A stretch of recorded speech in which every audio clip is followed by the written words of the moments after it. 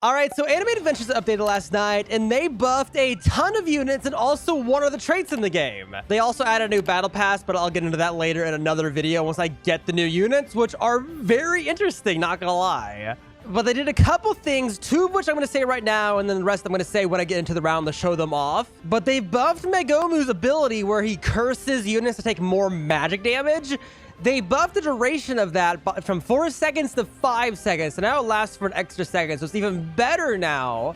And additionally, they buffed the Reaper trait. I'll actually go ahead and just explain it real quick. Basically, if you have Reaper on a unit, it had a 12.5% damage increase on the default damage, and then additionally it would deal 25% more damage to bosses, which is just kind of how the math would work. It'll be like a 40% damage increase towards bosses specifically, so a very good.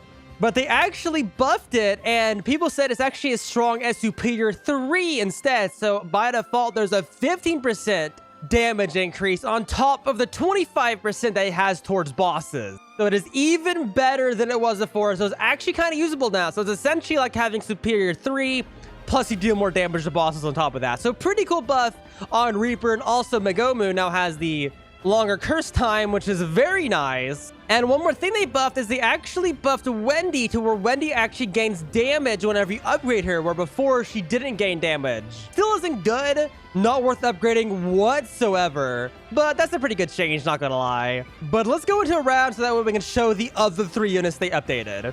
Alright, so they buffed 3 units on their damage. They buffed Akainu, they buffed Uru, and they also buffed Julia, which the Julia one is very interesting, because Julia already had quite a bit of damage. The one I had tracked had 17.7 thousand DPS, which sounds like a lot, but he's only 1 placement. So it was actually significantly weaker than like most units in the game. But let me go get money up real quick, because these units are very expensive, especially Julia, who's like 120,000. He's very expensive. And there we go. That's all of them. So the first unit we're going to show off is Akainu, which I'm going to give a quick summary on. Akainu is a fire unit. And if you want a really good early game fire unit, he's pretty good. He's very easy to evolve. In fact, I'm just going to go ahead and spam all these. There we go. So that we can actually deal with these pretty easy. But he's not a bad early unit because he hits airs and fire damage at the exact same time. So he hit both categories, which you need for like Magic Town. There's a lot of air units and lots of ice units. So you need fire damage for that. So if you want a fire unit, very good unit. But they buffed him by 100%. So he's twice as strong as he was before. So very good. Let's go and do the upgrades. First upgrade is 6.5 thousand damage. Second upgrade is 9,000 damage. So like a 3,000 damage increase. Not too bad. Then Great Eruption. Damage goes up by another about 1,000. Then another 3,000 on the next upgrade. 15.6 thousand on the one after that. 20.8 thousand. And the cooldown is also super low. I do have Godspeed on him, so do keep that in mind. I do have Godspeed. But there is that upgrade. Then Meteor Volcano. So about this upgrade, I'd like to point this out real quick. His DPS is actually the highest it will be at this upgrade he's at right now. So he has 4.6 thousand DPS, which is low, but I did say he's early game. Just keep that in mind. But 4.6 thousand DPS on this upgrade. And if I go ahead and do the next upgrade, which adds a ton of range and cooldown, then the next one, then the one after that, for a total of 52,000 damage. He actually has 4,620 DPS, which is 21 less DPS than the midway upgraded Akainu. So if you are struggling on damage and you're trying to get as much damage as possible, don't upgrade your Akainus past this. The only benefit is you get way more range. Obviously, look at this big increase. That is a huge increase on range. You also get a way bigger AoE, which technically could be more damage, but it'd probably be better to spend your money on other units instead of maxing them out. Just keep that in mind when you're using it. You'd probably be better off maxing out all of them up to the 6th upgrade instead of just maxing them out instead. It is also like significantly cheaper, only being like 20,000 for this, and then it's like 50,000 for this. So definitely just do the Akainus up to that level. You'll be saving yourself so much money and getting so much more damage just by focusing other units. So do keep that in mind. But the increase is way better than it was before. Literally double. I think it was like 2,000 DPS before. So Akainu is so much better, much more worth using. But I'm guessing let's go ahead and do the next unit, which is Uru. This is a very early game area unit that I do not recommend using. There's definitely way better area units to use, but let's go ahead and just max him out, just because why not? Because he doesn't really get that good until the later stages when he gets his huge amount of range, as you can see. But his damage is 15,900 at max. He does not have a trait on him. And his DPS is 4,600. And I forgot to say, they increased him by 35%. So not that big of an increase, but there is an increase on him. So they buffed Uru by 35%. You can have a total of 5 of these units, as you can see. But he has 4,600 DPS, so not too bad on the DPS. But he does crit, though, 25% chance to crit, which is 1.5 times damage. So that's 23.8 thousand crit damage, which is 7,000 DPS. So pretty good damage on him now. Yet again, just probably use other units instead, because there are better air units. And occasionally, something cool about this unit, occasionally he'll do a different attack instead of the arrow range and actually jump up in the air and do a beam. That deals more damage than his normal attack. I don't remember the increase on the damage amount because it's been so long, but he does deal even more damage every like 5 or 4 hits, which isn't too bad. So I think the next attack will be him going up in the air, yeah. Not too bad, I think it's every 5 attacks. So he does have the occasional increase of damage from that attack. But overall, not too bad. 7,000 DPS on crit, pretty good unit. All right, but now let's go ahead and show off the last unit that they buffed, which is Julio. And just a quick warning, this guy is meta as a unique. He is so strong.